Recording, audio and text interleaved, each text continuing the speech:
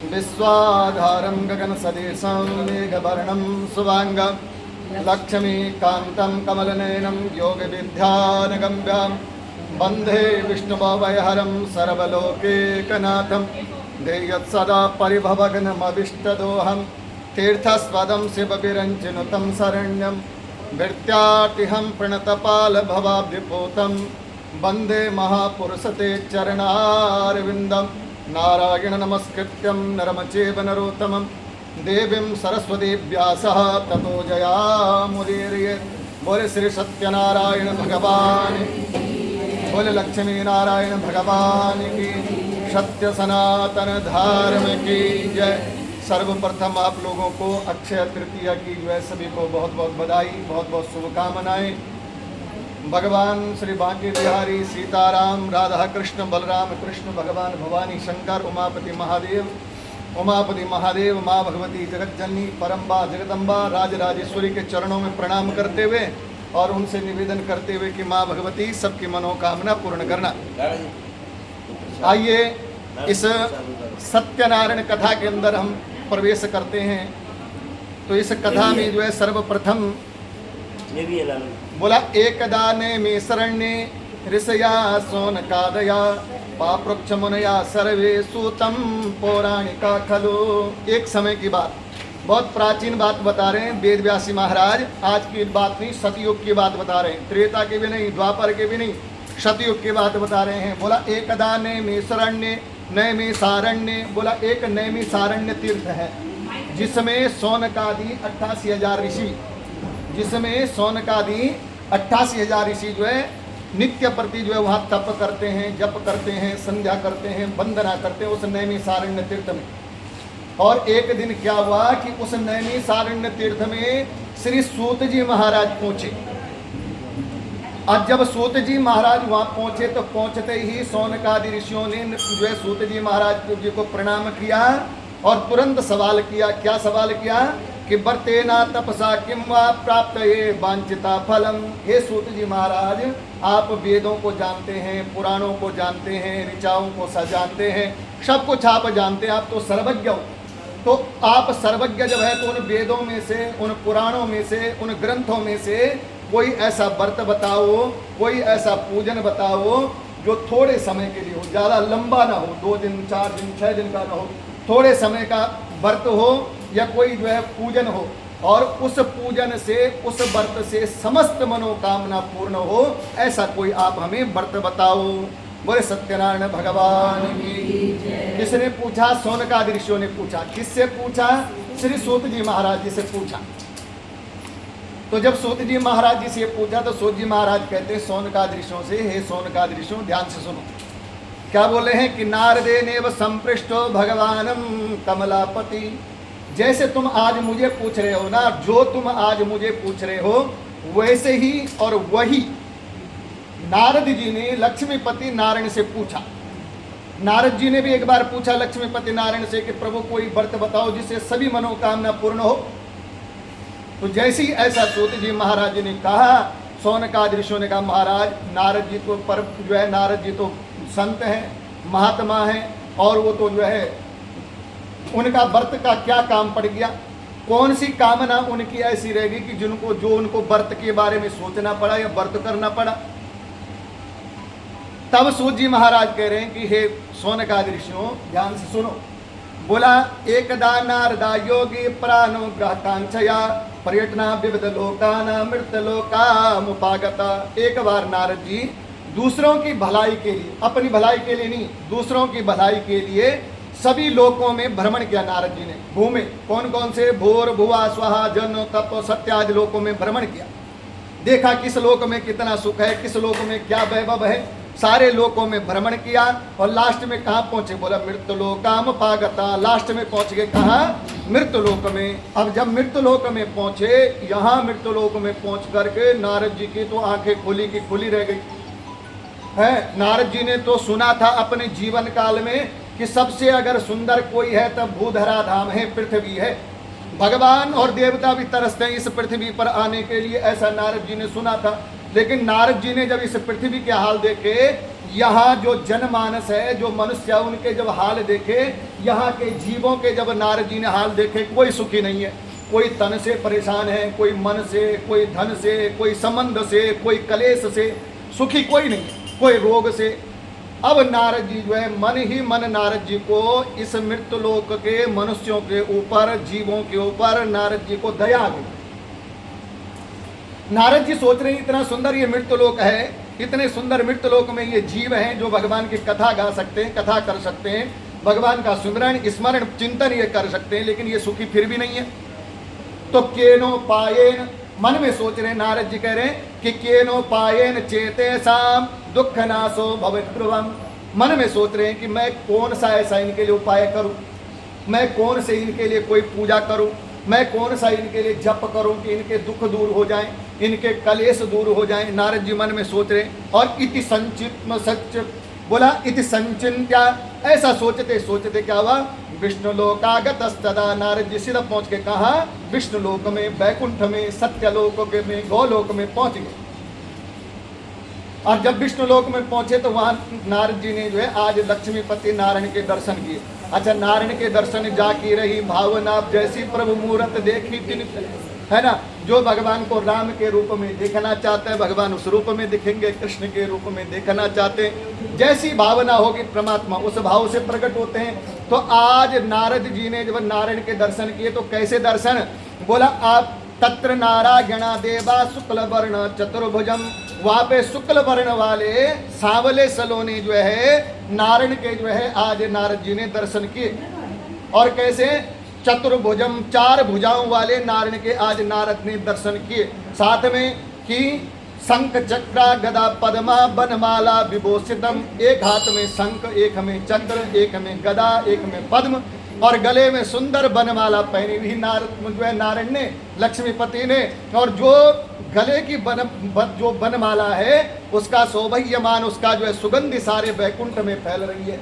ऐसे नारायण के आज जो है नारद जी ने दर्शन किए। और जब ऐसे दर्शन किए तो हाथ जोड़ लिए, तुरंत हाथ जोड़े और हाथ जोड़ करके बोले, हे प्रभु, हे जगत के आधार प्रभु, मन और वाणी से परे रहने वाले प्रभु। क्यों कहा ऐसे, क्योंकि अगर कोई अहंकार बस कहे कि मैं भगवान का भजन करता हूँ, भगवान मेरे आधीन, तो नहीं। जब तक प्रेम नहीं होगा तब तक मन प्राप्त नहीं कर सकता भगवान को, जब तक प्रेम नहीं होगा तब तक भगवान को वाणी भी प्राप्त नहीं कर सकती।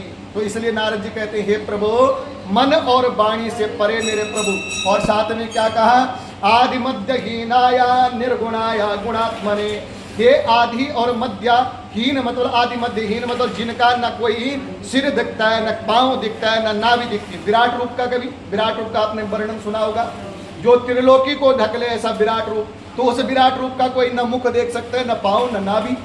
तो नारद जी कह रहे हैं ऐसे जो विराट रूप प्रभु, जिसका न मुख दिखता है, न पांव, न जो है नाभि, ऐसे विराट आदि मध्यहीन आया और निर्गुणाया गुणात्मने, हे निर्गुण भगवान, आप तो निर्गुण हो प्रभु, फिर पूजा क्यों करते हैं? बोला अगर निर्गुण है तो, बोला गुणात्मने, सारे गुण तो आपसे ही प्रकट होते हैं। जैसे बिजली की तार निर्गुण है, पकड़ के देखो कितने गुण है, पता चलेगा।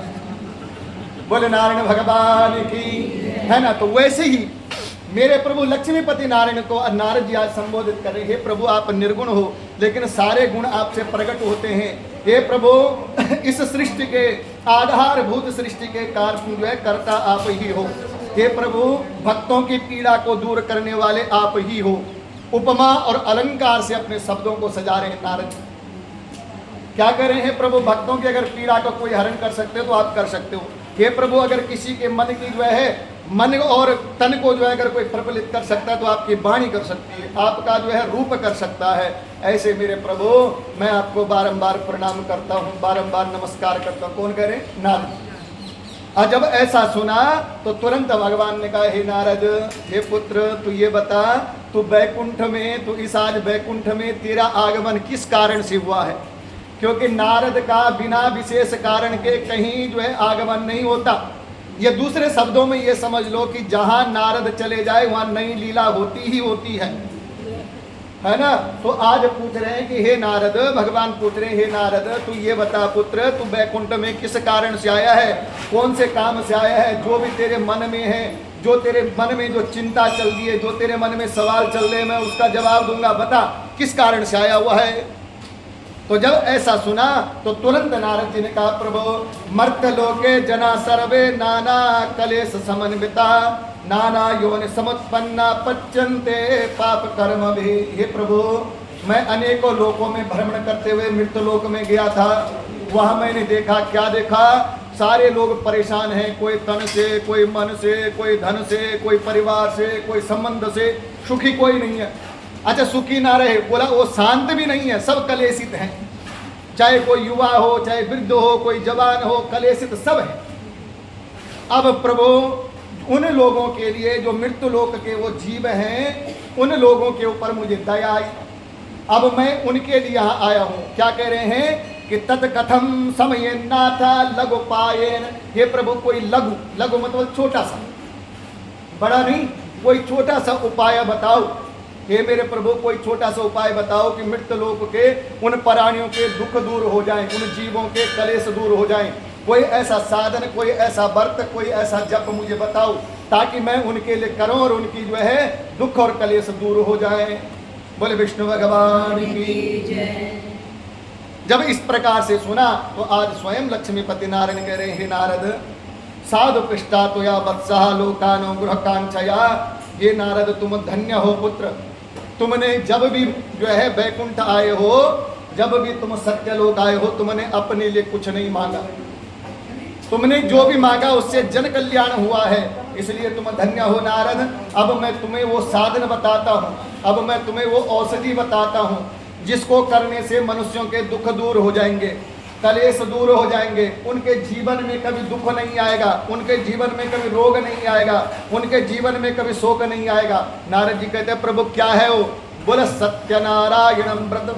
बोला सत्यनारायण भगवान का व्रत जो विधि विधान से करेगा, भाव भक्ति और प्रेम से करेगा, उसके जीवन में कभी दुख, रोग और शोक प्रवेश नहीं करेगा। अच्छा, सत्यनारायण व्रत क्या है? इस व्रत का भाव क्या है? जैसे रामचंद्र जी का नाम आप सहस्र नाम का पाठ करो, कृष्ण का, वामन भगवान, परशुराम, तो ये सत्यनारायण व्रत क्या है, विशेष क्या है? सत्यनारायण, नारायण का पूजन करते हुए जो अपने जीवन में सत्य का आचरण करे, हमेशा जो सच पे चले, सत्य का आचरण करे और सत्य का आचरण करते हुए भगवान नारायण के चरणों का ध्यान करे, वो सत्यनारायण व्रत है।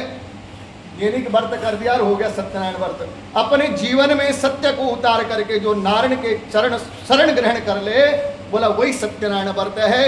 और दूसरा भाव इसका यह है, ये भी समझ लो, दूसरा भाव इसका यह है कि जीवन में अगर कुछ सत्य है तो सिर्फ नारायण है, इससे अलावा कोई सत्य नहीं। या अगर जीवन में कुछ सत्य है तो नारायण है, और अगर कोई सत्य है तो सिर्फ नारायण है, उससे अलावा कोई सत्य नहीं है। वो सब बाद की बात है। बोले विष्णु भगवान की। तो भगवान कहते हैं जो सत्यनारायण का व्रत इस प्रकार से करेगा उसकी समस्त मनोकामना पूर्ण होगी, रोग दोष जीवन कभी नहीं आएगा जीवन में। तो जब ऐसा कहा तुरंत नारद जी ने जो इंटरव्यू ले लिया भगवान का। बोला प्रभु और भी बताओ। बोला क्या बताऊं? किम फलम किम विधानम च कृतम केने तद व्रतम। हे प्रभु, जो आपने अभी ये व्रत बताया उस व्रत का फल क्या क्या है? केवल रोग दोष दूर होते हैं कि और भी कुछ मिलता है? किम फलम, पहला सवाल क्या क्या क्या क्या फल मिलता है इस व्रत से? दूसरा सवाल क्या, किम विधानम च, इस व्रत का विधान क्या है? और तीसरा सवाल किया कि कृतम केने तद व्रतम। हे प्रभु ये बताओ इस व्रत को पहले किसने किया, और जिसने पहले इस व्रत को किया उसको क्या फल की प्राप्ति हुई? बोले लक्ष्मी नारायण भगवान की जय। जब ऐसा सवाल किया तो तुरंत भगवान बोले हे नारद, हे पुत्र सुन, दुख शोकादि समनम धन धान्य प्रवर्धनम। जो सत्यनारायण भगवान का व्रत भक्ति भाव प्रेम श्रद्धा से करेगा, यह सत्यनारायण का पूजन भक्ति भाव प्रेम श्रद्धा से विश्वास से करेगा, उसके जीवन में कभी दुख और शोक नहीं आएगा। दूसरा धन धान्य प्रवर्धनम, उसके घर में कभी धन और धान्य की कमी नहीं होगी। सौभाग्य संतति कर्म, सौभाग्य की प्राप्ति होगी। संतान सुंदर संस्कार वाली होगी। और सर्वत्र विजय प्रदम, हर जगह उसको विजय की प्राप्ति होगी, कहीं उसको हार नहीं देखनी पड़ेगी। बोले सत्यनारायण भगवान की। पहले सवाल का जवाब दे दिया। अब दूसरे सवाल के जवाब में भगवान जाते हैं। भगवान कहते हैं नारद पुत्र सुन। बोला यस्मिन कस्मिन दिने मर्त्यो श्रद्ध भक्ति समन्विता। जिस किसी दिन भी, कभी भी, जिस किसी दिन भी भक्ति भाव और श्रद्धा एकत्रित हो जाए, उसी दिन व्रत कर लेना चाहिए। हमेशा एक जैसा मन नहीं रहता। आज मन कर रहा है कि मैं 2 माला बैठ करके भगवान के सामने जाप करूं और थोड़ी देर क्यों नहीं, आज नहीं कल करूंगा। और कल सोचा अरे 2 माला कहा था, छोड़ो 21 बार करते हैं और फिर कभी देखेंगे। भगवान की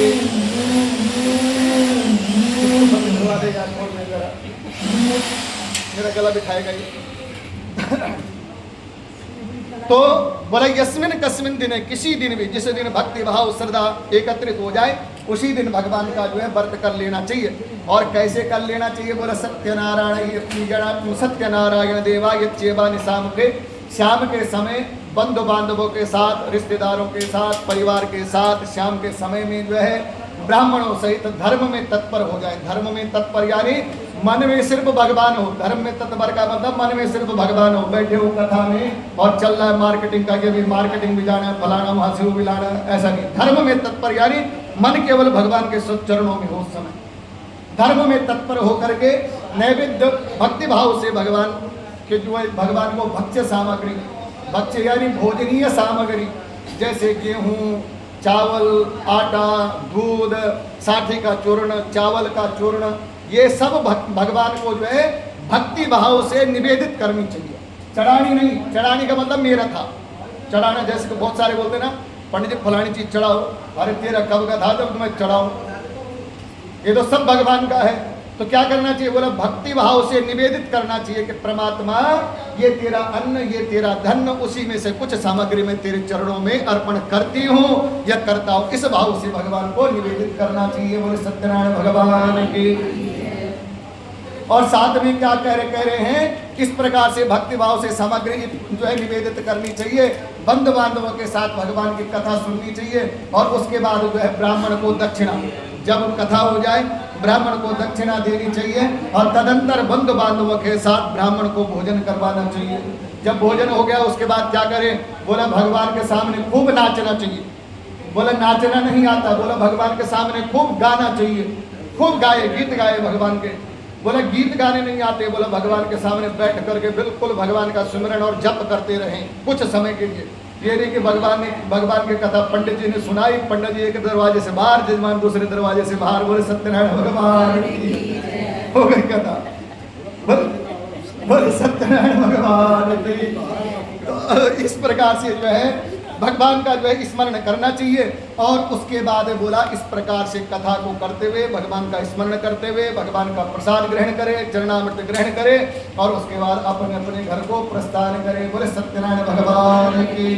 तो ये सत्यनारायण भगवान कथा का जो है प्रथम अध्याय भक्ति भाव से, प्रेम भाव से हम जो है भगवान सत्यनारायण के चरणों में अर्पण करते हैं। और दूसरे अध्याय में हम प्रवेश करते हैं, दूसरे प्रायण में। यहाँ पर सूत जी महाराज कह रहे हैं और लक्ष्मीपति नारायण कह रहे हैं। किससे? नारद से। सूत जी महाराज कह रहे हैं कि हे सौनकादि ऋषियों, हे सौनकादि ऋषियों जय हो। बोले लक्ष्मीपति नारायण भगवान की। दूसरे अध्याय में जो है सूत जी महाराज कहते हैं कि हे सौनकादि ऋषियों सुनो, पूर्व काल में जिसने इस व्रत को किया वो मैं तुम्हें ध्यान से कहता हूँ, भली भांति विस्तार पूर्वक कहता हूँ, ध्यान से सुनो। बोला क्या? बोला एक रमणीय काशी नामक के नगर में एक निर्धन ब्राह्मण रहता था। निर्धन का मतलब वो मन से निर्धन नहीं था, वो धन से निर्धन था। मन से तो वो जो है बड़ा धनवान था क्योंकि भगवान का पूजन करता था, भगवान का सुमिरन करता था। नहीं तो हमारे को थोड़ा सा झटका लग जाए, भगवान ने कर दिया। भगवान के पास दुख कभी नहीं है, भगवान तो सुख दे सकते हैं, दुख तो भगवान के पास है ही नहीं। तो इस प्रकार से जो है वो ब्राह्मण जो है निर्धन था, धन से ही धनहीन था। और वो ब्राह्मण काशी नामक के नगर में वो ब्राह्मण नित्य प्रतिज्ञा भूख और प्यास से पीड़ित होकर के घर घर में, गांव गांव में जाकर के भिक्षा मांगता था। ये उस ब्राह्मण के नियम। भगवान का पूजन करता था, भगवान का सुमिरन करता था, लेकिन भूख प्यास पेट के पालन के लिए कुछ ना तो करना पड़ेगा। तो गांव गांव जाकर के, घर घर जाकर के जो है भिक्षा मांगता और जो भिक्षा में अन्न मिल जाता उसी अन्न को लियाता, भगवान का भोग भी पकाता, उसी से भोग भी भगवान को लगाता और उसी से अपने पेट का भरण पोषण भी करता। ये उस ब्राह्मण के नियम थे। अब ऐसा कहते हैं शास्त्र और पुराण और ग्रंथ कहते हैं कि अगर आप भगवान से प्रेम करो, अगर आप 1 गुना प्रेम अगर भगवान से करोगे, 1 गुना प्रेम अगर आप भगवान से करोगे तो भगवान आपसे जो है 10 गुना प्रेम करेंगे। अगर 10 गुना प्रेम आप भगवान से करोगे तो भगवान आपसे 1000 गुना प्रेम करेंगे। तो ब्राह्मण क्योंकि नित्य प्रति भगवान का पूजन करता था, भगवान का ध्यान करता था, भगवान उस जो है ब्राह्मण को नित्य प्रति देखता था कि ये मेरा भक्त परेशान है, ये मेरा भक्त जो है दुखी है। तो एक दिन भगवान ने देखा वैकुंठ से कि ये ब्राह्मण जो है नित्य प्रति पृथ्वी पर विचरण करता है, घूमता है, घर घर में भिक्षा मांगता है। तो आज स्वयं भगवान जो है वृद्ध ब्राह्मण का रूप धारण करके और स्वयं आगे भूधरा धाम पे स्वयं बूढ़े ब्राह्मण का रूप धारण कर दिया। भूधरा धाम पे आए, वो जो भिक्षा मांगता था ब्राह्मण सीधा उसके पास पहुंच गए। बोला, हे ब्राह्मण देवता, तुम ये बताओ तुम्हारे कर्म तो बढ़िया है, तुम पूजा भी करते हो, भगवान के प्रति तुम्हारी आस्था भी है, लेकिन घर घर में घूमते हो, घर घर में भिक्षा मांगते हो, भटकते हो, ऐसा क्यों करते हो तुम? बोले, जब कर्म इतने बढ़िया है तो ऐसा क्यों करते हो? गांव गांव में घर घर में जाकर के भिक्षा मांगना, भिक्षाटन कोई अच्छा लगता है? ऐसा क्यों करते हो? जब ऐसा पूछा कि ऐसा क्यों करते हो, तो तुरंत वो ब्राह्मण जो गरीब ब्राह्मण था उसने हाथ जोड़ दिए। बोले, हे महाराज, ब्राह्मणो अति दरिद्रो हम भिक्षाटम वे भ्रमम। हे महाराज, मैं ब्राह्मण हूँ और गरीब हूँ, साथ में गरीब हूँ। मेरे पास जो है अन्न जो है उगाने के लिए कोई जो है खेती नहीं है, न मेरे पास कोई अन्न है, न कोई ऐसा साधन है जिससे मैं धन कमा सकूँ। इसीलिए महाराज मैं गरीब हूँ, भगवान का पूजन तो जरूर करता हूँ, लेकिन पेट के भरण पोषण के लिए मुझे घर घर और गांव गांव में भिक्षाटन करना पड़ता है। और मेरे कोई खास इरादा नहीं है गांव गांव जाने का, और मेरा कोई खास इरादा नहीं किसी के घर घर घूमने का, बस पेट के भरण पोषण के लिए मैं गांव गांव में भिक्षाटन करता हूँ। इसलिए हे महाराज, अगर आप इस गरीबी से छूटने का कोई उपाय जानते हो, अगर आप इस गरीबी से छुटकारा पाने का अगर कोई उपाय जानते हो तो हाथ जोड़ करके आपसे विनती करता हूँ, वो उपाय मुझे बताओ, ताकि मेरी ये गरीबी दूर हो जाए, ताकि मेरी जो है ये गरीबी नाम का जो संकट है ये दूर हो जाए। तो स्वयं भगवान आज जो ब्राह्मण का रूप धारण करे हुए हैं, स्वयं भगवान जो है उस ब्राह्मण से कहते हैं, ब्राह्मण तो मेरी बात सुन ध्यान से। बोला, भक्ति से, भाव से, प्रेम से और श्रद्धा से तू भगवान सत्यनारायण का पूजन कर। और भक्ति भाव श्रद्धा से अगर भगवान सत्यनारायण का तू पूजन करेगा तो तू गरीबी से तुझे छुटकारा मिल जाएगा। तेरे जीवन में कभी जो है कभी गरीबी नहीं आएगी, धन धान्य की कभी तेरे जीवन में कमी नहीं होगी। इसलिए तू सत्यनारायण का व्रत कर। और भगवान ने सारे व्रत का विधान उसको बताया, वृद्ध ब्राह्मण वो ब्राह्मण को बताया, और इतना कह करके भगवान अंतर ध्यान हो गए। बोले सत्यनारायण भगवान की। महाराज इतना कह करके जब जो है अंतर ध्यान हो गए तो वो ब्राह्मण जिसको ये व्रत बताया था, शाम का समय है, ब्राह्मण ने सोचा कि मैं कल सुबह जो भिक्षाटन करूंगा उससे मैं सत्यनारायण भगवान का व्रत करूंगा। घर चला गया। आज रात भर उसको नींद नहीं आई। नींद क्यों नहीं आई? कहीं ये ना हो मैं सो जाऊं और सुबह भूल जाऊं कि मैंने व्रत करना है। पूरी रात भर यही टेंशन रही, रात भर सोया नहीं। सुबह उठा, हाथ में सहारे के लिए पकड़ा हुआ है। तो सुबह उठा, तुम आपने ही बोला पकड़े रखो मैंने। तो सुबह प्रातः काल जब वो ब्राह्मण उठा, उस ब्राह्मण ने जो है स्नान किया, और स्नान करने के बाद हाथ में जल लिया, और जल लेकर के संकल्प किया। क्या संकल्प किया? आज मुझे भिक्षा में जो भी धन मिलेगा, जो भी अन्न मिलेगा, उससे पेट का भरण पोषण तब करूंगा, पहले भगवान का व्रत करूंगा, भगवान का पूजन करूंगा। ऐसा उसने जो है प्रण ले लिया, संकल्प ले लिया। और उस दिन वो जो है भिक्षा के लिए जब निकला तो उसको दुगना धन मिला। और जब दुगना धन मिला, बड़ी प्रसन्नता के साथ वो जो है अपने घर आया, बंधु बांधवों के साथ उसने भगवान सत्यनारायण का व्रत किया। और उस व्रत के प्रभाव से वह सभी दुखों से मुक्त होकर के समस्त संपत्तियों से संपन्न हो गया। और उस दिन से लेकर के उस ब्राह्मण ने क्या नियम बनाया? अपने घर में प्रत्येक महीने में एक बार वो सत्यनारायण भगवान का कथा करता ही करता था। बोले सत्यनारायण भगवान की जय। और अंत में वो ब्राह्मण सभी सुखों को प्राप्त करके बाद में जो है सारे सुख प्राप्त करके दुर्लभ मोक्ष को प्राप्त कर लिया। इधर सूत जी महाराज कह रहे हैं सोनकाद ऋषियों की, हे सोनकाद ऋषियों, कथा कहाँ कहाँ चल रही है पता है ना आपको? सूत जी महाराज कह रहे हैं सोनकाद ऋषियों से कि हे सोनकाद ऋषियों, लक्ष्मीपति नारायण ने नारद को जो कथा सुनाई थी वो कथा मैंने तुम्हें सुना दी। अब बताओ और क्या कहूँ?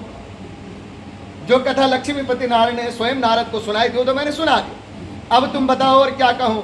तो सौनकाद ऋषि बोले हे महाराज ये तो है नहीं कि उसी ने जो है कथा सुनी है, किसी और ने भी कथा सुनी होगी, किसी और ने भी इस कथा का पुण्य प्राप्त किया होगा, हम वो भी कथा सुनने चाहते। बोला क्यों? बोला जैसे जैसे हम कथा सुनते हैं वैसे वैसे भगवान हमारे हृदय में उतरते हैं, भगवान की भक्ति हमारे हृदय में उतरती है। अब आप जो है कथा जो सुनो तो कथा में जो है भक्ति महारानी सीधे हृदय में आकर के बैठ जाती है। तो सौनकाद ऋषि बोले महाराज और आगे की कथा भी हमें श्रवण करवाइए।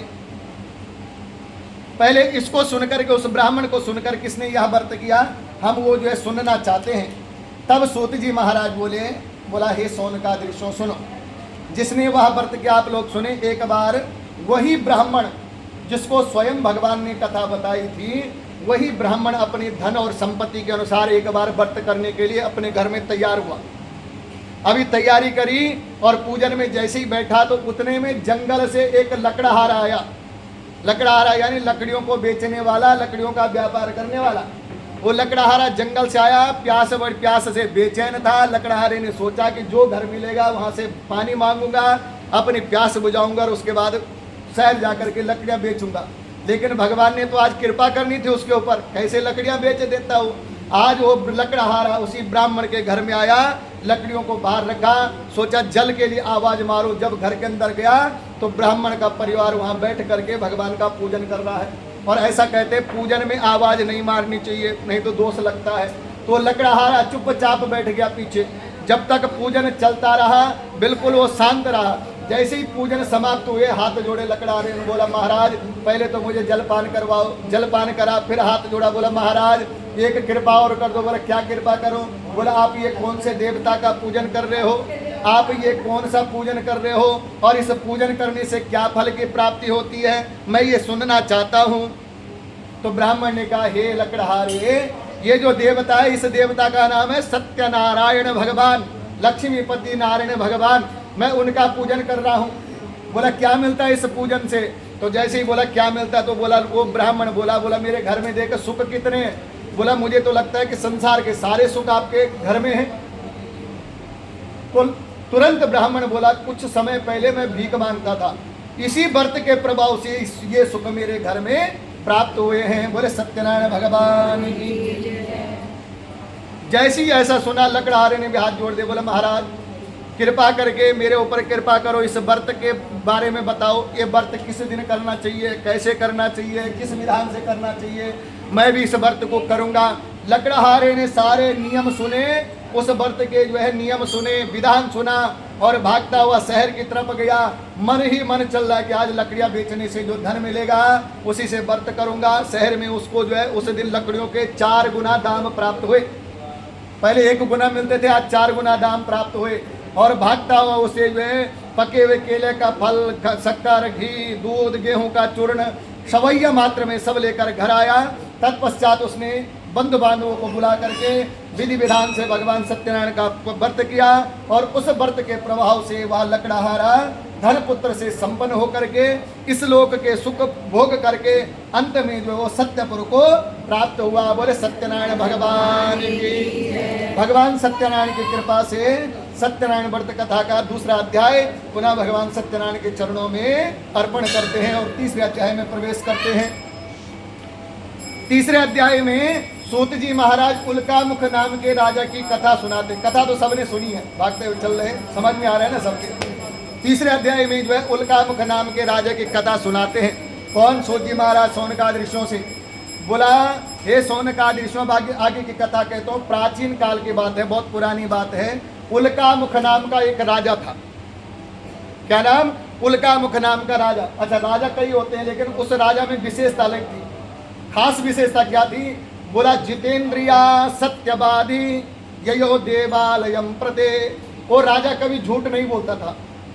दूसरा जितेंद्रिया, अपने इंद्रियों पे जिसको जो है नियंत्रण था।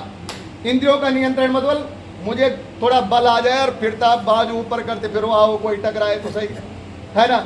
उसको जो अपने बल पे नियंत्रण रखे, जो अपने ज्ञान पे नियंत्रण रखे, हर चीज पर जो है इन 10 इंद्रियों पे जो नियंत्रण रखे उसको जितेंद्रिया कहते हैं। तो वो राजा उल्कामुख नाम का राजा क्या था? जितेंद्रिया। दूसरे गुण क्या थे उसके?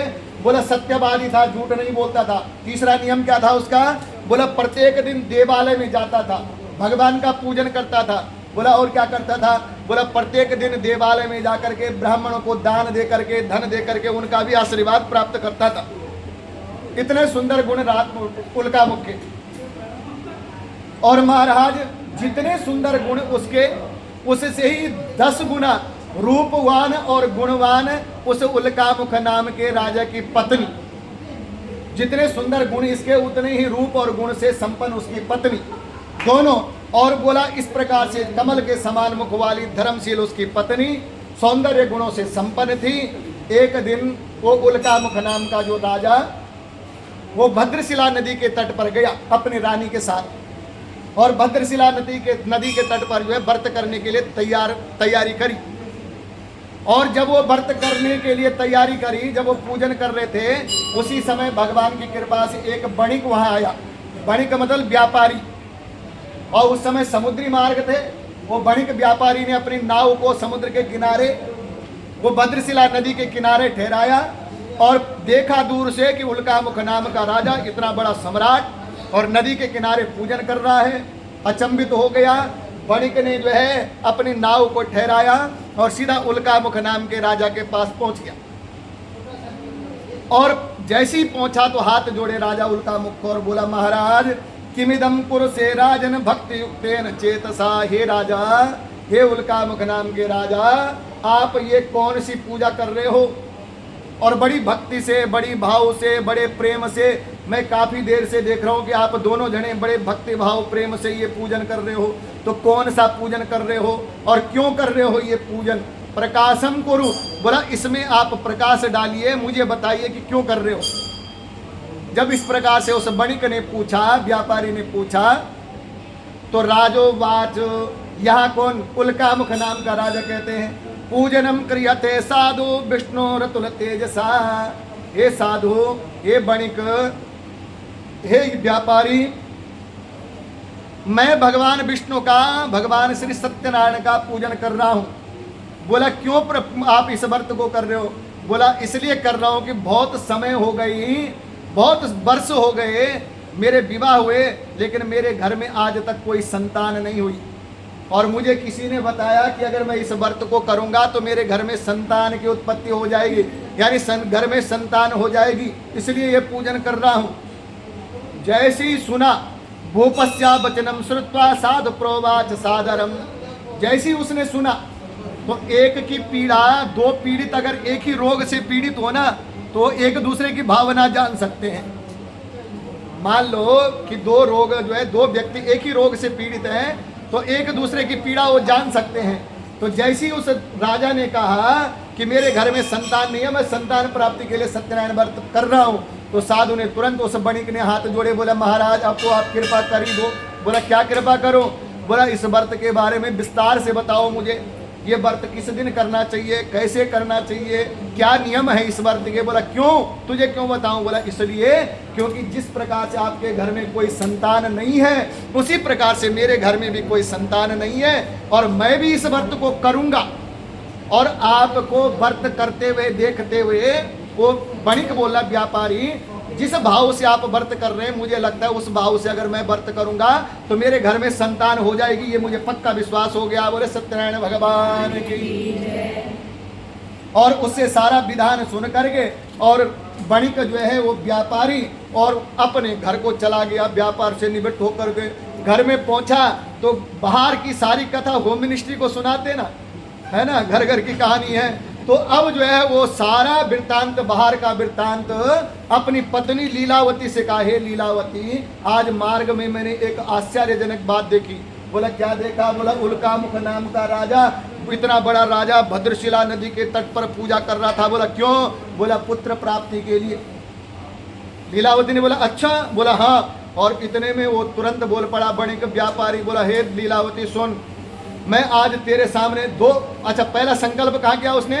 वही राजा के सामने कर दिया था ना कि मुझे विश्वास हो गया मैं करूंगा। अब दूसरा संकल्प यहाँ बोल रहा है, लीलावती को बोला हे लीलावती देख, आज मैं तेरे सामने संकल्प करता हूँ, अगर हमारे घर में संतान कोई हो गई तो मैं धूमधाम से भक्ति भाव से इस व्रत को करूंगा। बोले सत्यनारायण भगवान की। जब इस प्रकार से कहा तो लीलावती से जब इस प्रकार से कहा तो लीलावती भी जो है समय बीता और आनंद चित जो है ऋतुकालीन धर्माचरण में प्रवृत्त हुई। भगवान सत्यनारायण की कृपा से लीलावती उसकी पत्नी गर्भवती हुई और 10वें महीने में उसने एक सुंदर कन्या को जन्म दिया। कन्या का जन्म हो गया घर में, और जब कन्या का जन्म हुआ तो बोला बेटियां कैसी बढ़ती है, बेटियों की उम्र कैसी, बेटियों की हाइट कैसी बढ़ती है। बच्चे अगर बेटे हों तो छोटे से ही रहते हैं, और बेटी साल में बाप रे बाप आसमान छूना शुरू कर देती है। कैसे? बोला दिने दिने सब वृद्धे शुक्ल पक्ष यथा शशि, बेटियां ऐसी बड़ी होती है जैसे शुक्ल पक्ष की चंद्रमा पहले दिन रेखा और पूर्णमासी तक पूर्ण उदय हो जाती है। तो इस प्रकार से जब वणिक ने देखा कि मेरी बेटी तो तुरंत बड़ी हो रही है, तो रिश्तेदारों को बुलाया, सारे सगे संबंधियों को बुलाया। क्यों बुलाया? बोला इसका नामकरण करो, बेटी का नामकरण तो करना है ना। बोला इसका नामकरण करो। ब्राह्मण को भी बुलाया, रिश्तेदारों को भी बुलाया, और लीलावती की बेटी उसका नाम रखा गया कलावती। नामकरण संस्कार हो गया। महाराज नामकरण संस्कार जब हुआ तो लीलावती ने अपने पति से कहा, अपने पति से कि हे बणिक, हे व्यापारी, आपने कहा था कि हमारे घर में अगर कोई संतान होगी तो हम सत्यनारायण का व्रत करेंगे। अब सुनो, बहुत समय से हमारे यहाँ तो कुछ हो ही नहीं रहा था, जो भी हुआ कम से कम बेटी तो हो गई। तो बोला अब आप सत्यनारायण का व्रत क्यों नहीं कर रहे हो, आप अपना संकल्प पूरा क्यों नहीं करते हो? अब उस व्रत को करो आप, क्योंकि पत्नी का नाम है धर्म। अगर पत्नी घर में ना हो महाराज, आदमी तो बैरागी है। बोले सत्यनारायण भगवान की, है ना। पत्नी, क्योंकि पत्नी पति को जो सन्मार्ग पे ले जाती है। तो अब जो है उसने कहा, बोला आप, लीलावती ने कहा, बोला आपको व्रत करना चाहिए, अब क्यों नहीं कर रहे हो? जैसे ही ऐसा कहा वो बणिक पता क्या बोला? बोला विवाह समय त्वस्या करिष्यामि व्रतम प्रिय, हे प्रिया, हे लीलावती, क्यों चिंता करती हो?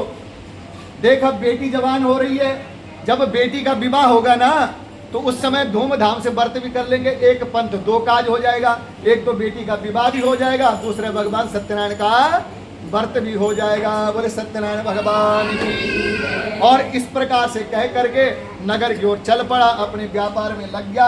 अब वो कन्या कलावती भी अपने पिता के घर में धीरे धीरे बड़ी होने लगी, यौवन यानी जवानी की तरफ जो है जाने लगी। हुआ क्या कि एक दिन साधु वो जो है बणिक, वो व्यापारी अपने नगर में घूम रहा था, अपने नगर है ना, अपने गांव नगर में घूम रहा था, और सखियों के साथ उसने जो अपनी बेटी को देखा। और जब बेटी को देखा तो उसको लगा कि मेरी बेटी अब विवाह के योग्य हो चुकी है। तुरंत अपने घर में वापस आया, अपने दूत को बुलाया, दूत को बोला सुन, नगर नगर और गांव गांव जा, कोई सुयोग्य पढ़ा लिखा हुआ समझदार कोई ज्ञानवान अगर कोई तुझे जो है वर मिले मेरी बेटी के लिए, उसको ढूंढ के मेरे नगर में, मेरे घर में लिया, और अगर तू ऐसा ले आएगा तो मैं अपनी बेटी का विवाह उसके साथ कर दूंगा। बोले सत्यनारायण भगवान की। दूत ने भी आज्ञा मानी और तुरंत जो है नगर नगर ना गांव गांव घूमे, कंचन नाम के नगर में पहुंचा। कंचन नाम के नगर में एक सुंदर बणिक पुत्र को देखा, वैश्य पुत्र को देखा, रूपवान भी था, गुणवान भी था। उसके माता पिता से बात करी, उसको ले आया, और जैसे ही उस बणिक ने देखा कि ये रूपवान और गुणवान कोई जो है बालक है, अपनी बेटी का विवाह उसके साथ कर दिया। सगे संबंधियों के सामने, रिश्तेदारों के सामने बेटी का विवाह उसके साथ कर दिया।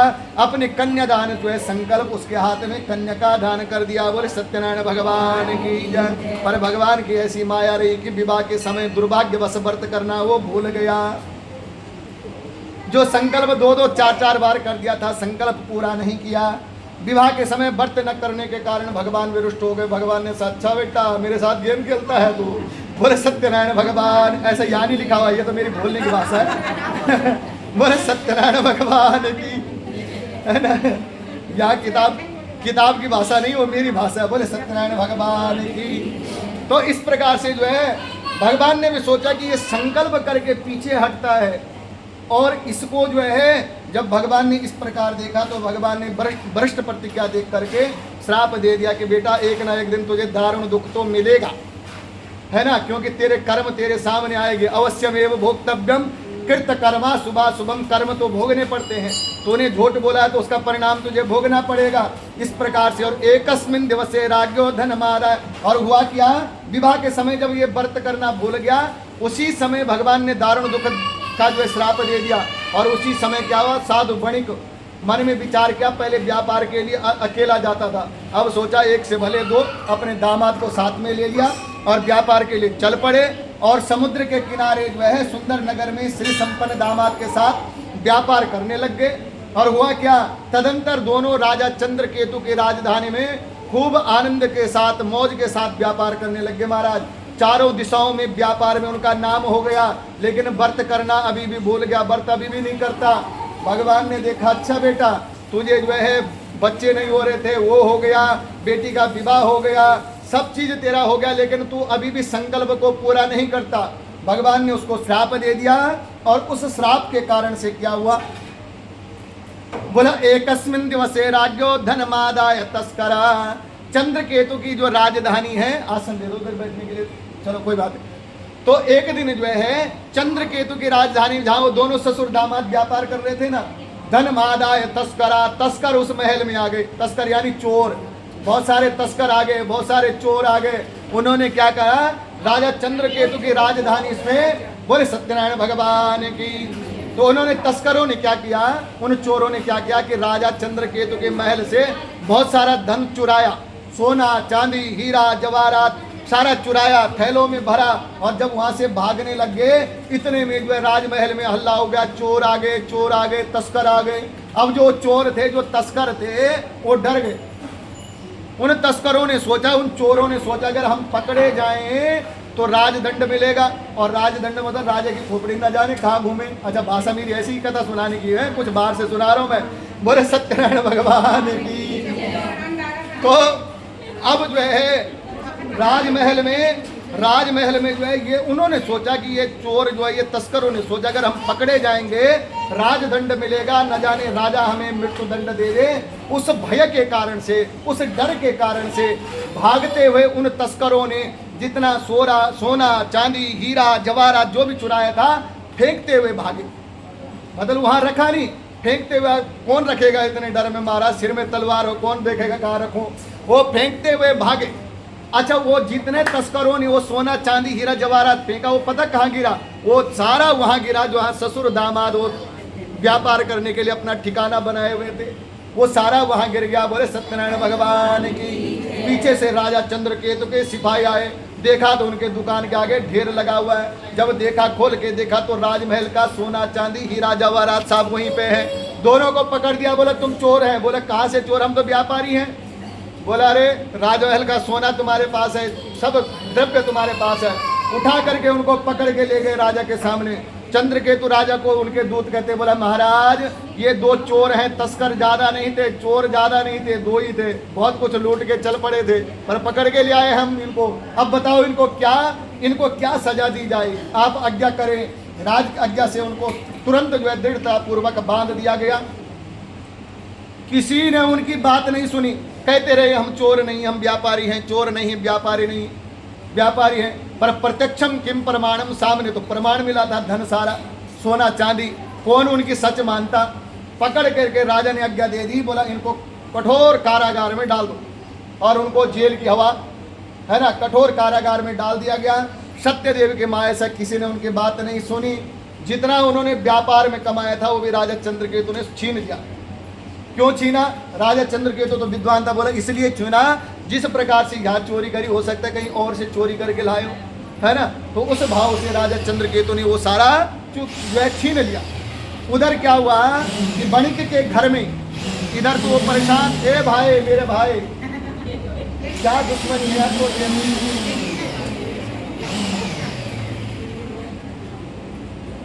तो इधर क्या हुआ कि उसकी पत्नी, उनकी पत्नी घर में लीलावती और कलावती, ये दोनों के दोनों भी परेशान। क्यों परेशान है घर में लीलावती और कलावती, बोला घर में जितना धन रखा हुआ था ना वो सारा धन चुरा दिया गया। घर में जितना अन्न रखा हुआ था ना वो अन्न चुरा लिया गया तस्करों के द्वारा। घर में दोनों माँ बेटी लीलावती और कलावती, जो पहले सेठानियों की तरह रहती थी, आज गांव में भिक्षुओं की तरह, भिखारियों की तरह रहती है। घर घर में जाती है, घर घर में भोजन मांग करके खाती है। इस प्रकार से जो है वो दोनों जीवन यापन कर रही है घर में। उधर से वो दोनों जो है जेल की हवा खा रहे हैं, और ये दोनों माँ बेटी घर घर भिक्षा मांग के खा रही है। इधर क्या हुआ, एक दिन वो कलावती बेटी, लीलावती की बेटी कलावती है, कलावती एक ब्राह्मण के घर में गई। क्यों गई? बोला भूख लगी हुई थी, भोजन के लिए एक ब्राह्मण के घर में गई।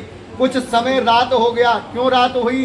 बोला उस ब्राह्मण के घर में जो है उस समय भगवान की कथा चल रही थी, वो वहीं बैठ गई। थोड़ी देर पूजन सुना, भगवान की कथा सुनी, भगवान की आरती सुनी, भगवान का प्रसाद लिया, भगवान का चरणामृत लिया, उसके बाद भोजन किया। इतने होते होते रात हो गई और रात होकर के अपने घर में आई। बोले सत्यनारायण भगवान की। अच्छा माँ तो माँ है, माँ चिंता हो गई माँ को। माँ बेटी चाहे बुजुर्ग हो जाए तो माँ को चिंता है, तो माँ चिंतित हो गई, बेटी इतनी रात कहाँ रही, क्यों रही, चिंता में मग्न हो गई। जैसी कलावती घर में पहुंची, तुरंत लीलावती ने सवालों की लाइन लगा दी। हे बेटी तू इतनी रात कहाँ रही, हे बेटी तू इतनी रात क्यों रही, हे बेटी तू किसके घर में रही, तेरे मन में क्या चल रहा है। जब इस प्रकार से सवाल कहा तो तुरंत जो है कलावती ने कहा, हे माँ मेरे मन में कुछ नहीं चल रहा, मैं एक ब्राह्मण के घर में भोजन के लिए गई थी, लेकिन वहाँ मैंने कथा होते हुए देखा, कथा सुनी और कथा का प्रसाद लिया, भोजन लिया, उसके बाद इतने होते होते रात हो गई और अब जा करके घर आ रही हूँ। बोले सत्यनारायण भगवान की। जैसी उसने कथा के बारे में सुना, लीलावती ने याद आ गया कि मेरे पति ने बार बार कहा और कथा करी नहीं। तुरंत जो सामग्री थी उसी सामग्री से व्रत करने के लिए तैयार हो गई। तो भगवान के लिए सामग्री जरूरी नहीं है।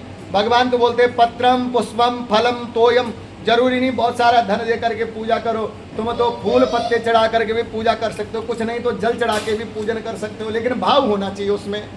तो इस प्रकार से जो है लीलावती ने उस गरीबी में जो उससे हो सके उसी से उसने जो है भगवान का व्रत किया और भगवान का व्रत करके जो है भगवान से आशीर्वाद प्रार्थना करी। हे भगवान मैं जानती हूँ कि हमारे से अपराध हुआ है, मैं जानती हूँ कि मेरे पति ने जो है झूठ बोला है, अपराध किया है, संकल्प पूरा नहीं किया, लेकिन प्रभु हमारे उस अपराध को क्षमा कर दो, मेरे पति को और मेरे दामाद को शीघ्र घर भेज दो, ऐसी कृपा करो आप।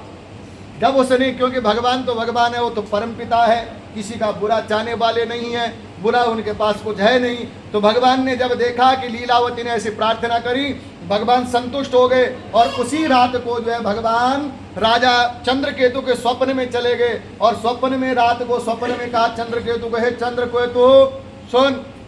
बोला प्रभु, बोला हे चंद्रकेतु जो दो बंदी, जो बणिक पुत्रों को तूने बंदी बना रखा है, कारागार में जेल में डाल रखा है, वो चोर नहीं है, वो तस्कर नहीं है, वो व्यापारी है।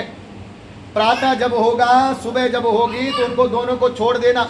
अगर तू ऐसा नहीं करेगा हम तेरा धन पुत्र राज्य सब नष्ट कर देंगे। भगवान कह रहे मैं सब नष्ट कर दूंगा अगर तू ऐसा नहीं करेगा। इतना कह करके भगवान स्वप्न में ही अंतर ध्यान हो गए। बोले सत्यनारायण भगवान की।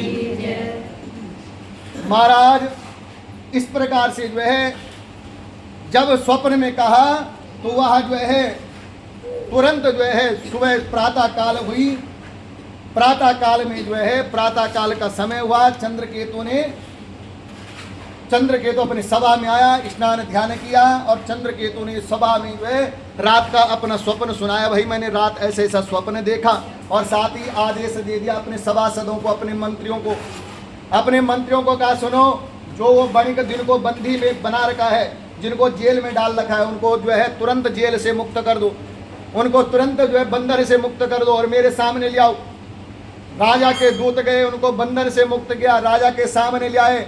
बोला अरे इनका हुलिया सुधार दो। बोले सत्यनारायण भगवान की, है ना। तो भगवान ने कहा वहां पे सत्य ऐसा नहीं लिखा, लिखा ये है कि हजामत उनके करवाई, उनको सुंदर वस्त्र आभूषण पहनवाए। बोले सत्यनारायण भगवान की। तो वहां पे जो है सुंदर उनको वस्त्र आभूषण दिए और उसके बाद जो है राजा चंद्रकेतु ने उनसे कहा। पहले राजा चंद्रकेतु ने सोचा कि ये कुछ कहेंगे, लेकिन आज वो कुछ नहीं कहे दोनों ससुर दामाद। क्यों नहीं कहा? क्योंकि जिस दिन पकड़े गए थे उस दिन उन्होंने विनती बहुत करी कि हम चोर नहीं है, किसी ने बात नहीं सुनी। उन्होंने सोचा आज भी कहेंगे, कौन सा इन्होंने सुनना, इसलिए चुप ही भला ठीक है ना। आज कुछ नहीं कहा तो चंद्रकेतु ने कहा हे बणिकों मेरी बात सुनो, तुम्हारे प्रारब्ध के कोई ऐसे कर्म रहे होंगे, पिछले जन्म के कोई ऐसे कर्म रहे होंगे कि तुम्हें जो है जेल की रोटी खानी थी। ना तो तुम्हारी गलती है ना मेरी गलती है, तुमने चोरी नहीं कही इसलिए तुम्हारी गलती नहीं है, लेकिन मेरी भी गलती नहीं है क्योंकि मेरा तो सारा खजाना तुम्हारे पास मिला, इसलिए मेरी भी गलती नहीं है। लेकिन मुझे विश्वास हो गया कि तुम चोर नहीं हो, इसलिए तुम्हारा प्रारब्ध था, वो तुम प्रारब्ध का कर्म तुम भोग चुके हो। अब डरने की कोई बात नहीं है। अब प्रसन्न होकर के तुम अपने घर को जाओ। जितना उनका धन लिया था उससे दुगना उनको धन दे दिया और बोला प्रसन्न होकर के तुम अपने घर को जाओ। दोनों ससुर दामाद ने कुछ नहीं बोला, हाथ जोड़ा, प्रणाम किया, बोला महाराज अगर आपकी आज्ञा होगी तो अपने घर को भी चले जाएंगे। बोले सत्यनारायण भगवान की। ऐसा कह करके दोनों बणिक, दोनों ससुर दामाद जो है अपने घर की ओर उन्होंने प्रस्थान किया। बोले सत्यनारायण भगवान की। भगवान सत्यनारायण की कृपा से सत्यनारायण व्रत कथा का तीसरा अध्याय भगवान श्री सत्यनारायण के चरणों में अर्पण। और चौथे अध्याय में हम प्रवेश करते हैं। बोला इस प्रकार से जब वो बंधन से मुक्त हो गए, अपने नगर की ओर चलने लग गए, तो उन्होंने क्या किया, दोनों ससुर दामाद ने जितना भी धन कमाया था, चंद्रकेतु ने जो धन दिया था, वो सारा धन एक नाव में भर दिया। बस फर्स्ट क्लास उसको जो है पैक कर दिया है ना, सजा दिया उसको, नाव में भर दिया। और नाव में भर करके भगवान का स्मरण करते हुए मंगलाचरण किया, कुछ दान दक्षिणा ब्राह्मण को दी और वहां से अपने नगर की ओर चल पड़े। बोले सत्यनारायण भगवान की। अच्छा, भगवान भी नटखट नारायण है, जिनका नाम ही नटखट नारायण है, उनके आगे लगता है नटखट नारायण। नटखट नारायण भगवान तो नटखट है। भगवान तो कई बार अच्छों के साथ उपास कर देते हैं।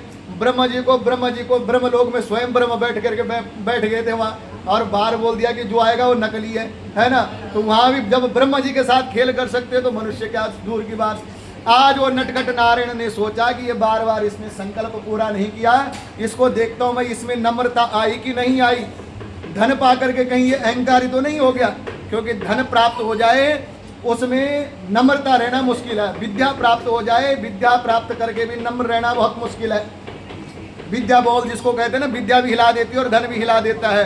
जो विद्या प्राप्त करके भी हिले ना, जो धन प्राप्त करके भी हिले ना, उसको भक्त कहते हैं। तो आज जो है भगवान ने सोचा क्यों ना इसकी परीक्षा ली जाए, और दंडी स्वामी का रूप धारण कर दिया। सुंदर महात्मा बन गए, हाथ में त्रिदंड ले लिया और सीधा नाव में पहुंच गए। और नाव में पहुंचे, बोला जिज्ञासा कृतवान साधो किमस्ते न विस्त्यताम। बोला हे साधु, हे बणिक, मेरे मन में ऐसी जिज्ञासा है। बोला क्या जिज्ञासा है? बोला मैं ये जानना चाह रहा हूँ, तेरी ये जो नाव है भरी भरी कुछ लग रही है, तो इस नाव में क्या लेके जा रहा है? क्या है तेरी इस नाव में? बोले सत्यनारायण भगवान की। अब तो धन आ गया था ना, वो धनवान बन गया, दिमाग सातवें आसमान में था। अब तो जैसे ही ऐसा पूछा, तुरंत उसने जो है वो जो संत, वो जो बणिक था, वो जो व्यापारी था, उसने डांट करके, प्यार से नहीं डांट करके उस महात्मा को, दंडी स्वामी को, भगवान को बोला। क्या बोला?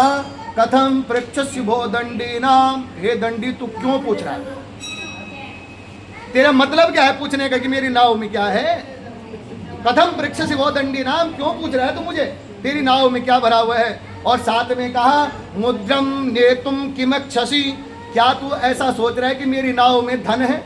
और क्या तू ऐसा सोच रहा है कि उस धन में से मैं उठा करके कुछ तुझे दे दूं? है, अगर तू ऐसा सोच रहा है तो भूल कर रहा है, मेरे नाव में नहीं है कुछ धन, भूल जा तू सब चीज। बोला फिर? बोला लता पत्रादिकम चेवा वर्तते तरुणो ममा। बोला जंगलों में घास फूस गिरा हुआ था, पत्ते गिरे हुए थे, सारे मैंने इकट्ठे किए, नाव में भरे और घास फूस के पत्ते भर करके अपने नगर की ओर जा रहा हूँ। बोले सत्यनारायण भगवान की। भगवान ने बोला अच्छा बेटा, तू तो फिर से हिल गया, तुझे अब सुधारना पड़ेगा। बोले सत्यनारायण भगवान की, है ना। तो जब इस प्रकार से कहा तो भगवान नटखट नारायण, भगवान ने भी कहा सुन, निष्ठुरम बचम श्रुत्वा सत्यम भवतु ते बचा। भगवान ने, दंडी स्वामी ने कहा हे साधु सुन, जो मैं तेरे से पूछ रहा था ना वो सच ना हो। मैं चाहता हूँ जो मैंने तुझे पूछा वो सच ना हो, लेकिन सत्यम भवतु ते बचा। हे साधु, हे बणिक, हे व्यापारी, मेरी अंतरात्मा और मेरा मन कहता है कि जो तूने अब कह दिया ना वही सच हो जाए। बोले सत्यनारायण भगवान की। इतना कह करके अपना दंड हाथ में लिया और गंगा के किनारे, समुद्र के किनारे दूर जा करके बैठ गया। प्रातः काल का समय, दोनों ससुर दामाद संध्या बंदन करके, स्नान करके नाव के पास जब पहुंचे तो नाव पानी के ऊपर हल्की तैर रही है। ससुर को तो बिल्कुल असमंजस हो गया, नाव तो भरी भरी लग रही थी, आज तो नाव तैर रही है जल के ऊपर। असमंजस तो हो गया। नाव के ऊपर जैसे ही पहुंचे, उसमें से ढक्कन जब हटाया, पर्दा जब हटाया, जहाँ स्वर्ण आभूषण रखे थे वहाँ देखा घास फूस पत्ते पड़े हुए हैं। मूर्छित होकर के, बेहोश होकर के उसी घास के ऊपर गिर गया। बोले सत्यनारायण भगवान की। कुछ समय तक मूर्छा ही रही महाराज, थोड़ी देर तक तो चक्कर खा गया महाराज। थोड़ी देर बाद में जब होश आया, होश आने के बाद जो दामाद थे, वो दामाद कुछ समझदार था। दामाद ने अपने ससुर को कहा, आप शोक क्यों कर रहे हो, आप रो क्यों रहे हो। वो दामाद कह रहे अपने ससुर से, आप शोक, आप रो क्यों रहे हो। बोला क्यों। बोला देखो इस नाव में न तो आग लगी, क्यों आग में जल गया हो, इस नाव में न कोई जो है नाव में छिद्र हुआ, छेद हुआ कि समुद्र के अंदर गिर गया हो, न इस नाव में कोई चोर आए कि चोर चुरा के ले गया हो। सिर्फ एक आदमी आया, दंडी स्वामी महात्मा, और आपने उससे झूठ बोला और उसने बोला कि जैसा तू चाहता है वैसे ही हो जाए। तो मुझे लगता है उसी का श्राप है। आप उनके पास क्यों नहीं जाते हो। जैसी आप जो ऐसा कहा, बणिक अपने दामाद को साथ में लेकर के आदर पूर्वक, भक्ति पूर्वक जो है दंडी स्वामी के पास पहुंचा, प्रणाम किया और आदर पूर्वक कहने लगा। बोला हे प्रभु, मैंने आपके सम्मुख जो असत्य भाषण कहे थे, मैंने आपके सामने जो झूठ बोला था, मेरे उस अपराध को आप क्षमा कर दो, मेरे उस अपराध को आप माफ कर दो। ऐसा कह करके बारंबार प्रणाम करने लगा। जब ऐसा कहा तो भगवान भी आज जो है थोड़ा क्रोध हो गए। भगवान ने सोचा क्यों ना इसको डांट फटकार दिया जाए थोड़ा सा, है ना। तो भगवान आज क्रोधित हो गए। बोला हे मूर्ख, हे जो है मूर्ख, तू मेरी बात सुन, तू बार इतना रो क्यों रहा है। मेरी पूजा से बार बार तू उदासीन हुआ, तूने बार बार संकल्प किया और उस संकल्प को पूरा नहीं किया, और बार बार तुझे मेरे का जो है मेरे कारण से जो तुझे दुख प्राप्त हुआ, पर फिर भी तू नहीं माना। इसलिए तू सुन, वह स्तुति जो है जब इस प्रकार से भगवान ने कहा तो वो स्तुति करने लग गया, हाथ जोड़ने लग गया। अच्छा, मनुष्य चतुर बहुत होता है अपना काम निकालने के लिए, है ना। और जीव मनुष्य तो भगवान को भी पीछे छोड़ दे अपने काम निकालने के लिए। तो तुरंत हाथ जोड़ा और हाथ जोड़ करके बोलने लग गया। बोल क्या बोला। तन्माया मोहितो श्रद्धात्म सर्वे ब्रह्मादि दिवो कसा। ये प्रभु कैसी बात कर रहे हो आप, मैं तो मूर्ख आदि हूँ। जब 4 मुख वाला ब्रह्मा भी आपकी माया से चक्कर खा जाता है तो मैं तो साधारण मनुष्य हूँ भाई, मेरे साथ क्यों नाराज हो रहे हो आप। मैं भी आपकी माया के चक्कर में आ गया, है ना। तो हे प्रभु, जब वो चतुर्मुख ब्रह्मा जिसको आप विधाता बोलते हो, वो भी जब आपकी माया से ग्रसित हो सकता तो मैं कैसे नहीं हो सकता। इसलिए प्रभु, मैं आपकी माया से ग्रसित हो गया, पर माया तो आपकी है, इसलिए मुझे क्षमा कर दो, मेरे अपराध को आप क्षमा कर दो। इस प्रकार से जो है जब कहा तो मैं आपकी माया से मोहित होने के कारण कैसे जान सकता हूँ, आप प्रसन्न हो जाएं। हे प्रभु, मेरी धन संपत्ति के अनुसार मैं आपकी पूजा करूँगा, मैं आपकी शरण में आया हूँ, मेरी आप रक्षा करो, मेरे धन की आप रक्षा करो। जब इस प्रकार स्तुति करी, भगवान ने कहा वाह भाई। तो भगवान आज प्रसन्न हुए और भगवान ने उसको संतुष्ट होकर के आशीर्वाद दिया, तथास्तु, जैसा तू चाहता है वैसी तेरी मनोकामना पूर्ण होगी। इतना कह करके भगवान अंतर ध्यान हो गए। बोले सत्यनारायण भगवान की। और जब इस प्रकार से जो है सफल हो गया, ऐसा कह करके स्वजनों के साथ भगवान का जब उसने देखा, नौका में आया, नौका में देखा कि नौका में पहले जैसा धन था वो वही परिपूर्ण धन है, वो भी प्रसन्न हो गया। हरि नारायण की स्तुति करा, भगवान का धन्यवाद किया। हे प्रभु, आपकी कृपा से जो है मेरा कार्य सफल हुआ, आपने मेरे धन की रक्षा करी, मेरा मनोरथ संपूर्ण हो गया। इतना कह करके जो अपने देश की ओर, अपने नगर की ओर प्रस्थान किया। बोले सत्यनारायण भगवान की। अच्छा, अब ने नगर की ओर जब प्रस्थान किया तो जब वो जाने लगा, जाते जाते जो है अपने धन के रक्षक को जो है उसने बोला, अपने दामाद को बोला दामाद से कहा देखो, नौका के ऊपर जाके देखो, अगर हमारा नगर नजदीक दिखाई दे रहा हो ना तो अपने धन के रक्षक एक दूत को नगर में भेज दो और नगर में ये संदेश भिजवा दो कि बणिक व्यापारी अपने दामाद के साथ बहुत सारा धन लेकर के जो है नगर के निकट पहुंच चुके हो, तुम दोनों लीलावती कलावती जो है अपने उनके स्वागत के लिए पहुंच जाओ। बोले सत्यनारायण भगवान की। दामाद ने भी देखा, तुरंत दूत को नगर में भेज दिया।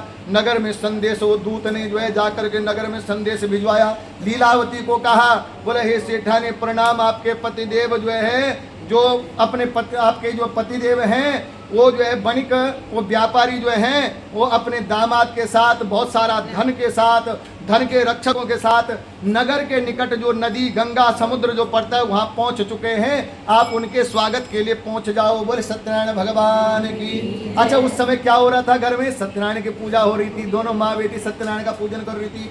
माँ ने फटाफट भगवान की कथा करी, भगवान की आरती करी, भगवान का प्रसाद लिया, भगवान का चरणामृत लिया, भगवान को प्रणाम किया और जाते हुए अपनी बेटी कलावती से कहा, बेटी मैंने भगवान का पूजन भी कर लिया, प्रसाद भी ले लिया, आरती भी ले ली, चरणामृत भी ले लिया, तू भी भगवान का पूजन करके प्रसाद लेकर के चरणामृत लेकर के मैं अपने पति के दर्शन के लिए जा रही हूँ, तू भी अपने पति के दर्शन के लिए आ जाना। बोले सत्यनारायण भगवान की। प्रियतम की बात सुन करके प्रियतम आ चुके हैं, भूल गई भगवान को, भगवान के प्रसाद को। आगे आगे लीलावती और पीछे पीछे कलावती, आगे आगे माँ, पीछे पीछे बेटी। अच्छा, समुद्र के किनारे जैसे ही पहुंचे महाराज, समुद्र के किनारे कौन? वो वणिक, वो व्यापारी खड़ा है। अब कलावती अपने पिता से कह रही है, पिताजी आपने घर में संदेश भिजवाया था कि आप अपने दामाद के साथ बहुत सारे धन लेकर के, धन के रक्षकों के साथ जो है आप समुद्र के किनारे पहुंच चुके हो, तो कहाँ हैं आपके दामाद और कहाँ है आपकी नौका जिसमें आप धन भर के लिए आए थे? बोले सत्यनारायण भगवान की। जब वणिक ने पीछे देखा तो वास्तव में न पीछे नौका थी और न पीछे दामाद था। धन को जो वो नाव को चलाने वाले जो नाविक थे, वो नाविक भी जो चक्कर खा गए कि नाव चला करके तो हम ले आए थे, जिस नाव को तो किनारे पर हम ले आए चला के, वो नाव हाथ चले गई, चक्कर में पड़ गए। महाराज बेटी रोने लगी, बेटी रुदन करने लगी और बेटी का रुदन करते हुए लीलावती रुदन करने लगी। लीलावती सुन के स्वयं आज वणिक परेशान हो गया और मन ही मन सोचने लग गया, ये कौन से देवता की उपेक्षा हो गई, कौन से देवता का श्राप लग गया, नौका का हरण हो गया, या जो है कलावती को जो है लीलावती ने कलावती को जो है गोद में लिया। कलावती रोने लगी, पति का अनुसरण करने के लिए तैयार हो गई। तो अब जो है वो वणिक समझ गया मुझसे कोई बहुत बड़ी भूल हुई है। अपने रिश्तेदारों को बुलाया, अपने सगे संबंधियों को बुलाया और उसने जो जो गलती पहले करी थी, संकल्प पूरे नहीं करे थे, अपने रिश्तेदारों, अपने सगे संबंधियों को अपना वो सुनाया कि मैंने इतने इतने भूल करी। और तब बोला कि सत्यनारायण की माया भी कौन जान सकता है। मुझे ऐसा लगता है कि भगवान सत्यनारायण की जो है माया से नौका का भी हरण हो चुका है और दामाद का हरण हो चुका है। एक तरफ तो ऐसा बोल रहा है, लेकिन दूसरी तरफ बोलता है मुझे विश्वास है कि भगवान ऐसा नहीं करेंगे। मुझे ऐसा लगता है कि दामाद भी है और नौका भी है, लेकिन हमारी दृष्टि का ही हरण हो चुका है। बोले सत्यनारायण भगवान की है। बोला ऐसा, और बारंबार जमीन में लेट करके साष्टांग प्रणाम करके आज जो है अपने रिश्तेदारों के सामने, अपने सगे संबंधियों के सामने भगवान से क्षमा मांगता है, प्रभु मैंने बारंबार भूल करी है, अगर मेरे से कोई भूल हुआ तो उस अपराध को क्षमा करो। मैं अपने धन शक्ति सामर्थ्य के अनुसार धूमधाम से आपका व्रत करूंगा, आपका पूजन करूंगा। बार बार नाक रगड़ने लग गया। भगवान भी संतुष्ट हो गए। आकाशवाणी से, जो आकाश मार्ग से शब्द सुनाई दे, हे वणिक, हे साधु, तेरी बेटी प्रसाद का परित्याग करके घर से आई है। भगवान का प्रसाद का अनादर तेरी बेटी ने करा है। अगर वो घर जा करके प्रसाद ग्रहण करके चरणामृत लेकर के आए तो उसका पति जरूर मिलेगा। बोले सत्यनारायण भगवान की। कलावती ने जैसी आकाशवाणी से ये बात सुनी, भागती हुई घर गई, भगवान का पूजन किया, भगवान का आरती करी, भगवान का प्रसाद लिया, भगवान का चरणामृत लिया। भागती हुई जब वापस आई तो देखा समुद्र में जो है नौका भी है और उसका पति भी है। बोले सत्यनारायण भगवान की। तुरंत अपने पति के जो है दर्शन करे। अपने पिता को कहा, वणिक को कहा, हे पिताजी अब लेट क्यों करते हो, ज्यादा विलंब मत करो, यहाँ भगवान की पूजा में विलंब हो जाएगा, तुरंत घर चलो। सारे सगे संबंधियों को लेकर के घर आए। उस दिन से उस वणिक ने अपने घर में नियम बना दिया। क्या नियम बनाया? प्रत्येक पूर्णमासी के दिन और प्रत्येक संक्रांति के दिन वो भगवान का पूजन और भगवान की कथा अपने घर में करते हैं। पहले नियम नहीं था पूर्णमासी का, पहले तो भगवान तो कहते हैं जस्मिन कस्मिन दिन, किसी दिन भी करो, लेकिन उन्होंने नियम बना दिया कि प्रत्येक पूर्णमासी के दिन और प्रत्येक संक्रांति के दिन अपने घर में भगवान का पूजन करते हैं। और इस प्रकार से उस पूर्णमासी के व्रत से, सत्यनारायण के व्रत के प्रभाव से वह वणिक और उसका परिवार संसार के समस्त सुखों को प्राप्त करके अंत में जो है वो सत्यपुर वैकुंठ को प्राप्त हुए। बोले सत्यनारायण भगवान की। भगवान सत्यनारायण की कृपा से चतुर्थ अध्याय जो है चौथा पारायण भगवान श्री सत्यनारायण के चरणों में अर्पण, और 5वां अध्याय प्रारंभ करते हैं। राजा तुंगाध्वज नाम के राजा की कथा, कथा सबने सुनी है, भागती हुई कथा सुना रहा हूँ, अगर समझ रहा है तो ठीक है। तो तुंगाध्वज नाम की जो है कथा सुनाते हैं। तो सूत जी महाराज कहते हैं कि हे सोनकादि ऋषियों, एक राजा था तुंगाध्वज, उसने भी प्रसाद का परित्याग करके जो है बहुत दुख पाया। तो सोनकादि ऋषि बोलते महाराज विस्तार से कहो क्या करा उसने। बोला तुंगाध्वज नाम का राजा था, एक बार शिकार खेलने के लिए जंगल में गया, आखेट खेलने के लिए जंगल में गया, बहुत सारे वन्य पशुओं को मारा और वहां पर एक बड़ के पेड़ के नीचे बैठ गया। कुछ दूर पर कुछ ग्वाले लोग, ग्वाल जाति के लोग, ग्वाले लोग जो है भगवान का पूजन कर रहे थे। अब राजा तुंगाध्वज ने सोचा कि मैं तो राजा हूं, मैं इन ग्वालों के बीच में क्यों बैठूंगा, मेरी जो है सम्मान को ठेस पहुंचेगा, इसलिए भगवान की कथा में वहां नहीं गया। अच्छा, उसके बाद जब कथा समापन हुई तो ग्वालों ने प्रसाद लेकर के तुंगाध्वज राजा के पास आए। बोला महाराज प्रसाद ग्रहण कर लो भगवान का। तो सोचा इन ग्वालों के हाथ से मैं प्रसाद लूंगा, हाथ में नहीं लिया, इशारा किया बगल में रख लो, और उन्होंने भी बगल में रख लिया। तुंगाध्वज ने वही प्रसाद छोड़ करके और सीधा अपने नगर की ओर चल पड़ा। बोले सत्यनारायण भगवान की। जब नगर में पहुंचा तो 100 पुत्र थे, सारे नष्ट, राज्य था सारा नष्ट, जहां राज्य था और राज्य की भूमि दिखाई न दे। समझ गया कि ये मेरे से अपराध हो गया है, भागता हुआ दौड़ता हुआ जंगल में गया। उन ग्वालों के बीच में उनसे जो है प्रार्थना करी, हे ग्वालों मेरे से अपराध हुआ है, उसको क्षमा कर दो, हम साथ बैठ करके पूजन करते हैं। उन ग्वालों के साथ बैठ करके पूजन किया, भगवान की आरती करी, भगवान का प्रसाद ग्रहण किया, चरणामृत ग्रहण किया, और उसके बाद अपने घर आया तो घर में पुत्र भी प्राप्त हुए और राज्य भी प्राप्त हुआ। तब से वो हर दिन जो है माँ से वो व्रत करने लगा, और उस व्रत के प्रभाव से वो तुंगाध्वज राजा भी जो है समस्त सुखों को प्राप्त करके अंत में जो है सत्यपुर वैकुंठ को प्राप्त हुआ। बोले सत्यनारायण भगवान की।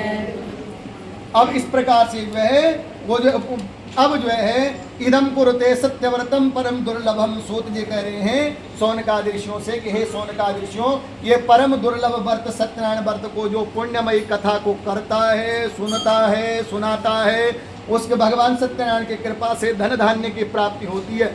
जो भक्ति भाव से इस कथा को सुनता सुनाता है, धन धान्य की प्राप्ति, उसको जो है हर समय धन धान्य की प्राप्ति होगी, और दरिद्री धनवान हो जाएगा, बंधन में पड़ा हुआ व्यक्ति बंधन से मुक्त हो जाएगा, डरा हुआ व्यक्ति भय से मुक्त हो जाएगा, इसमें कोई संशय नहीं है। भगवान सत्यनारायण सभी दुखों से जो है सभी दुखों को दूर कर देते हैं। कलयुग में भगवान सत्यदेव की पूजा विशेष फल प्रदान करने वाली है, और सत्यनारायण भगवान नारायण को अनेकों नाम से लोग जो है पूजेंगे, कोई राम, कोई कृष्ण, कोई वामन, कोई माधव, कोई ईश्वर आदि नामों से जो है भगवान का पूजन करेंगे।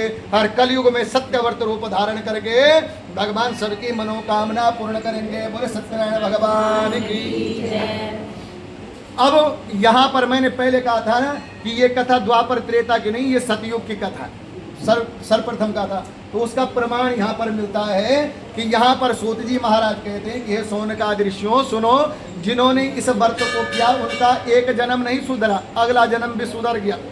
बोला क्या हुआ? बोला सबसे पहले जो महान प्रज्ञा सतानंद नाम का जो ब्राह्मण था, जिसने सबसे पहले इस व्रत को किया, इस व्रत के प्रभाव से जो है वो जन्म तो उसका सुधरा ही, अगला जन्म भी सुधरा। क्या सुधरा? अगला जन्म में उसको सुदामा का जन्म मिला, और भगवान की संगति भी मिली, और भगवान की भक्ति भी मिली, और मोक्ष को प्राप्त हो गए। और उसके बाद भगवान श्री कृष्ण का ध्यान करके मोक्ष को प्राप्त हुए। अच्छा, जो ये लकड़हारा था, अगले जन्म में जो है वो भीलों का राजा हुआ, जंगल में जिसने भगवान राम की सेवा करी, भीलों का राजा हुआ, और अगले जन्म में श्री राम जी की सेवा करके उसने भी मोक्ष को प्राप्त किया, उसका भी अगला जन्म सुधर गया। और अब उल्कामुख नाम का जो राजा था, वो धार्मिक सत्यव्रती साधु और मोरध्वज नाम का राजा हुआ, और अगले जन्म में जो है आरे से चीर कर अपने पुत्र की आधा देह भगवान विष्णु को अर्पित करके वो जो है वह भी जो है मोक्ष को प्राप्त हुआ। और तुंगाध्वज नाम का जो राजा था, वो जन्म जन्मांतर जो है ब्रजमंडल में भगवत संबंधी संपूर्ण कार्य को अनुष्ठान करके वैकुंठ को प्राप्त हुए। अच्छा, लकड़हारा। और इसके बाद जो है उल्कामुख नाम का जो राजा था, जो उल्कामुख नाम का राजा था, वो उल्कामुख नाम का राजा वहाँ राजा था और दूसरे जन्म में भी राजा हुआ। कौन सा राजा? राजा दशरथ हुए दूसरे जन्म में। भगवान राम को जो पुत्र प्राप्त किया, भगवान राम को पुत्र के रूप में प्राप्त किया और श्री रंगनाथ जी की सेवा करके स्वयं जो है वैकुंठ को चले गए। और इस प्रकार से जो है इसी प्रकार से धार्मिक सत्यवर्ती साधु मोरध्वज नाम का राजा हुआ, आर्य से चीरकर अपने पुत्र के आधा देह भगवान विष्णु को अर्पित करके मोक्ष को प्राप्त किया। तुंगाध्वज स्वयं वो मनु हुए, भगवत संबंधी समस्त कार्यों का अनुष्ठान करके वो मोक्ष को प्राप्त हुए।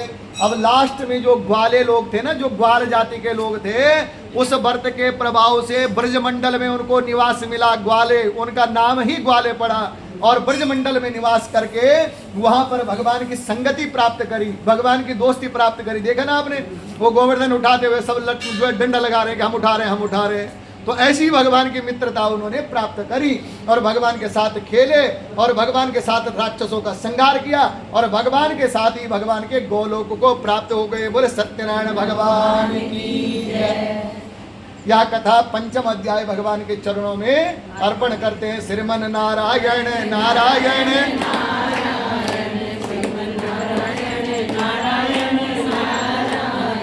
भजमन नारायण नारायण